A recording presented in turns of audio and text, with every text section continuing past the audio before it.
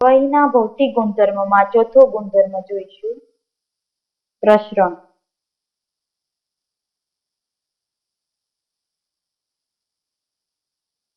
ધારો કે કોઈ એક નળાકાર પાત્ર છે.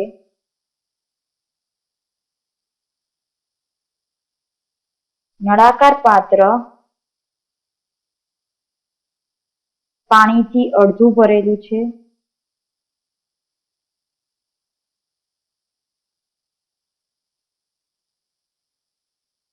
હવે આ પાત્રની અંદર ઇથાઇલ આલ્કોહોલને પાત્રની અંદરની બાજુએથી સપાટીએથી ઉમેરવામાં આવે તો પાણીની સપાટી પર ઇથાઇલ આલ્કોહોલને તરતો રાખી શકાય છે.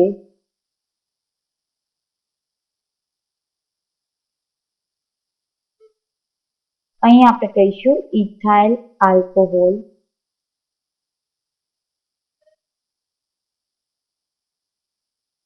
અને બંને વચ્ચેની ભેદરેખા સ્પષ્ટ જોઈ શકાય છે. પરંતુ આ પ્રણાલીને થોડો સમય રાખી સ્પષ્ટ અવલોકન કરતા સમય જતા તેમની વચ્ચેની ભેદરેખા ધીમે ધીમે અસ્પષ્ટ થાય છે. એટલે કે આપણે કહી શકીએ કે થોડા સમય પછી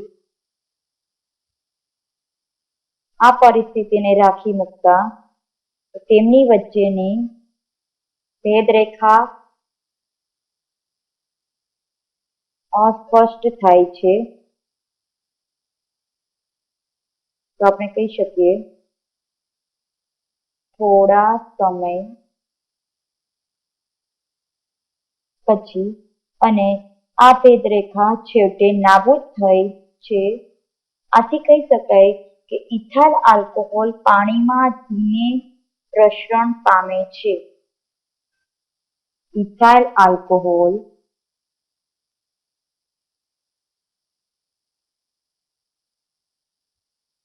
પાણીમાં ધીમે પ્રસરણ પામે છે.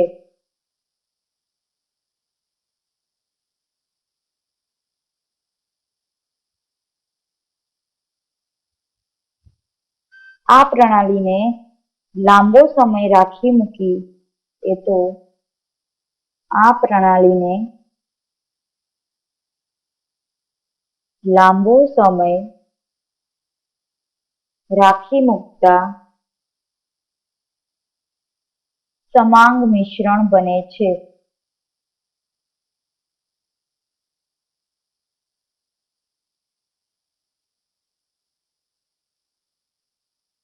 વાયુઓ કરતાં પ્રવાહીમાં પ્રસરણ ધીમું હોય છે.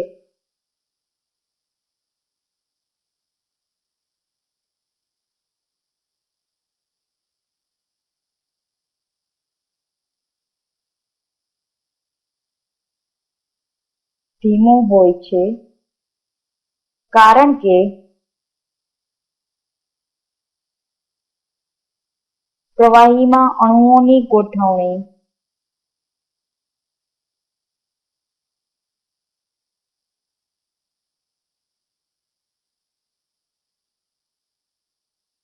નજીક હોવાથી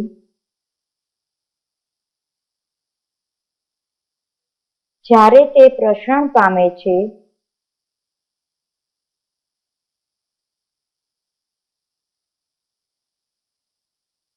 ત્યારે બાજુમાં ગોઠવાયેલા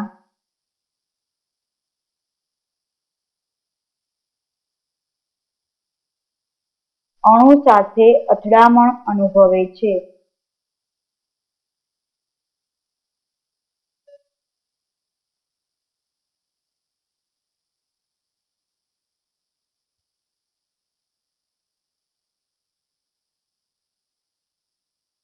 જે પ્રસરણમાં અવરોધ ઊભો કરે છે.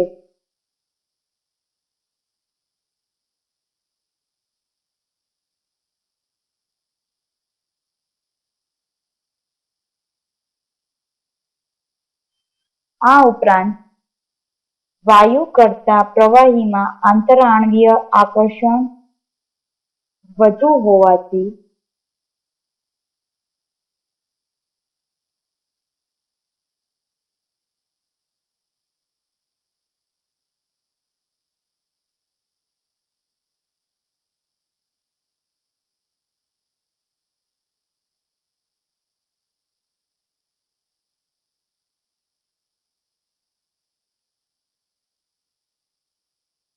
અણુઓને ઝડપથી પ્રસરણ પામતા અટકાવે છે.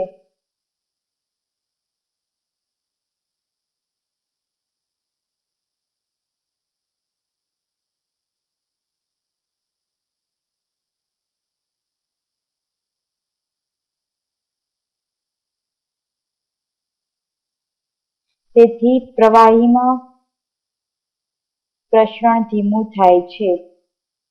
તેથી પ્રસરણ ધીમું થાય છે.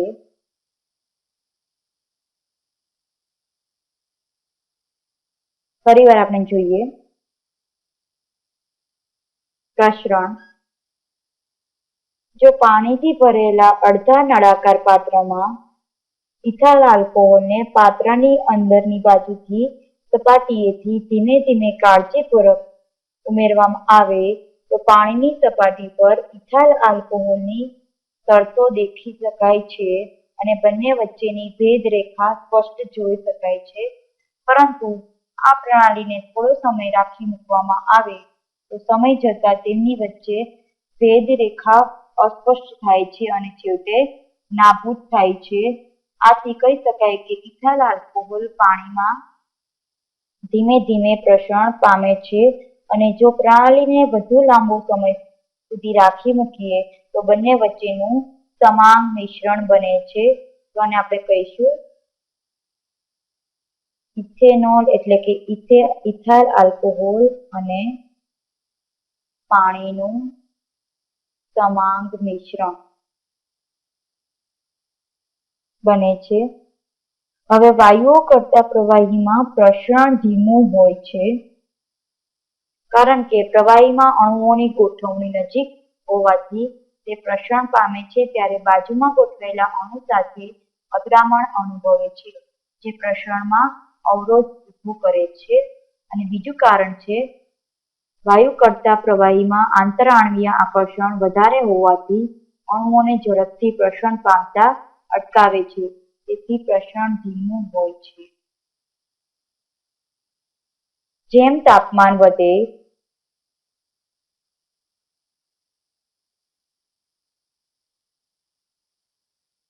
તેમ પ્રવાહીમાં પ્રસરણ વેગ વધે છે.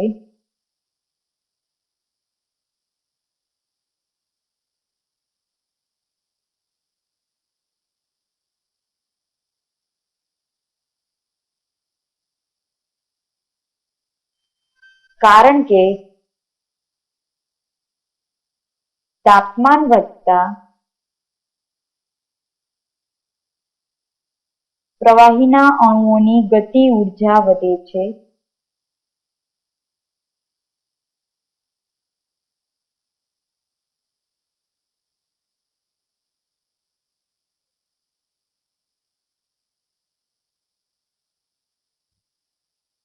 તેથી અણુઓ ઝડપથી ગતિ કરી શકે છે.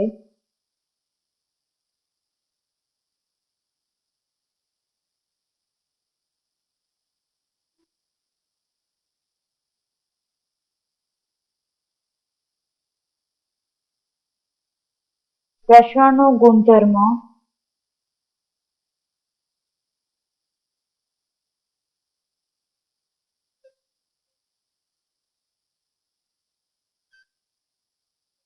સમાન પ્રકારની ધ્રુવીયતા ધરાવતા પ્રવાહીમાં માલુમ પડે છે.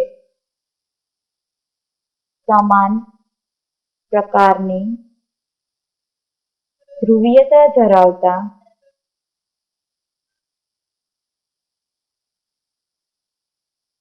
પ્રવાહીમાં માલુમ પડે છે.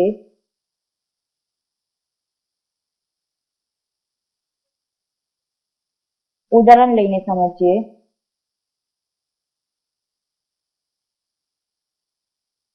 ધ્રુવીય પ્રવાહી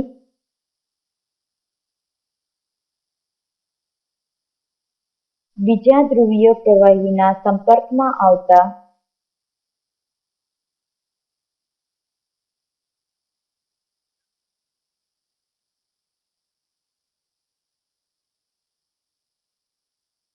પ્રસરણ પામે છે,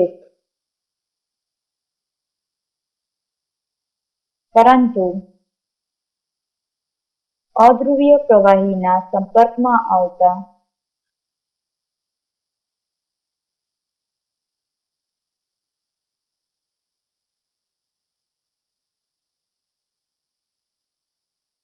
પ્રસરણ પામતા નથી.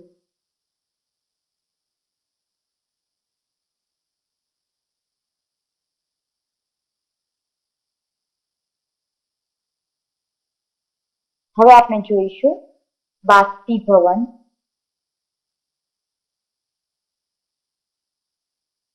પાંચમું છે બાષ્પીભવન.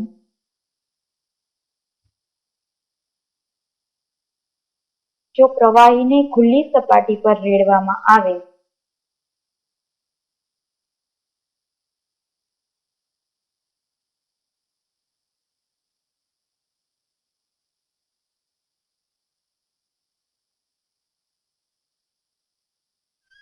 તો સમય જતાં તે ઉડી જશે.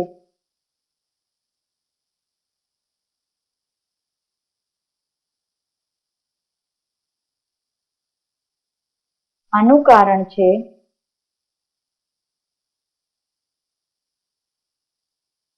કેટલાક પ્રવાહીઓ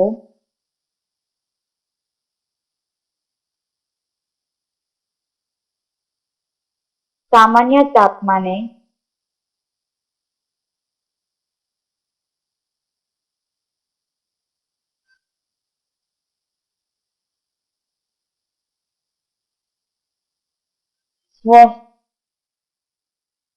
વાયુ અવસ્થામાં ફેરવાય છે.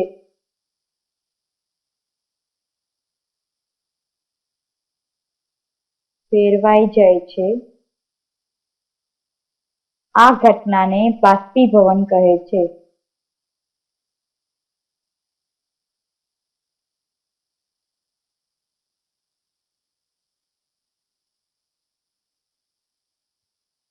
હવે આપણે જોઈએ બાષ્પીભવન વિશે. વાયુની જેમ પ્રવાહીમાં પણ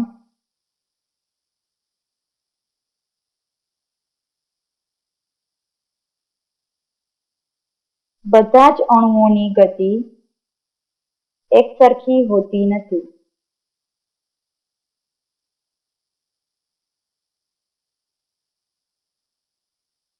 ગતિ સમાન હોતી નથી. એટલે કે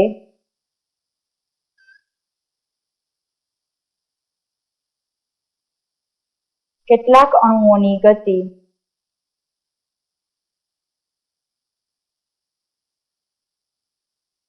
મહત્તમ,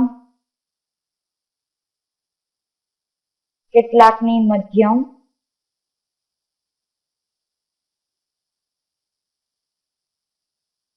તો કેટલાકની ધીમી હોય છે.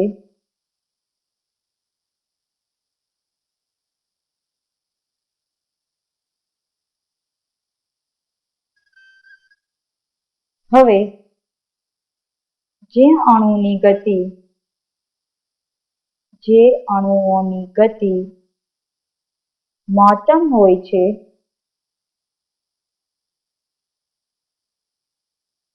તેની ગતિજ ઉર્જા પણ વધારે હોય છે.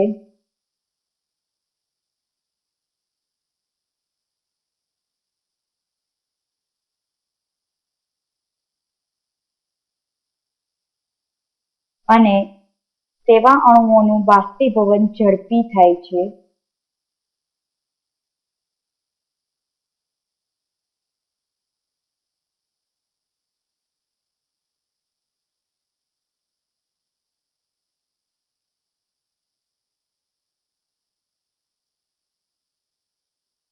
અને તે અણુઓ પ્રવાહીની સપાટી છોડી જતા રહે છે.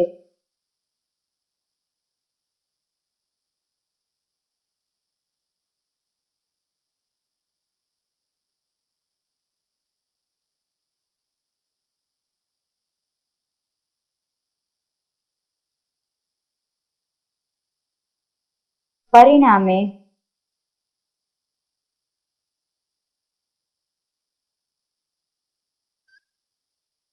પ્રવાહીમાં બાકી રહેલા અણુઓની ગતિ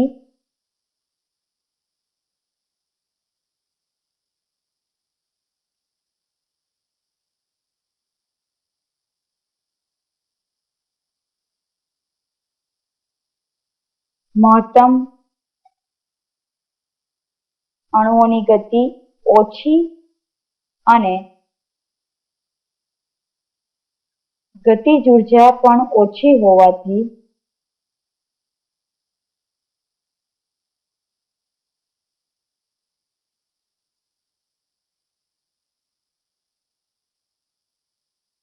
તાપમાન ઘટે છે.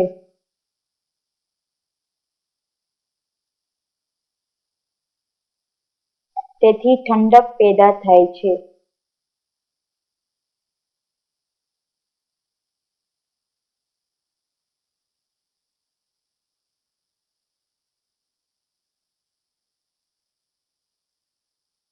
બાષ્પીભવનનો આધાર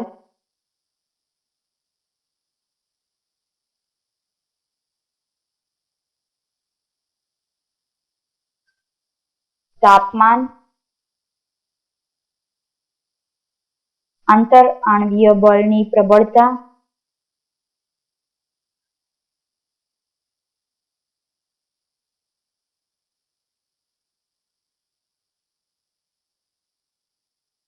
અને પ્રવાહીની ખુલ્લી સપાટીના ક્ષેત્રફળ છે.